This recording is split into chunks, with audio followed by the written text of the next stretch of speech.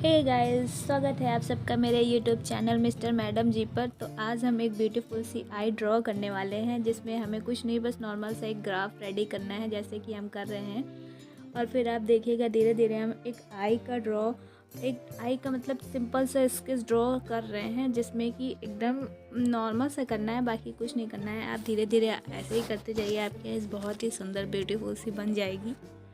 और इसका ओवर वाला पार्ट रेडी कर रहे हैं हम, ऊपर वाला। फिर इसमें हम अंदर आईज़ के धीरे धीरे करके छोटी छोटी ड्रॉ लाइन इसके ड्रॉ करके हम इसमें डिटेलिंग ऐड करेंगे।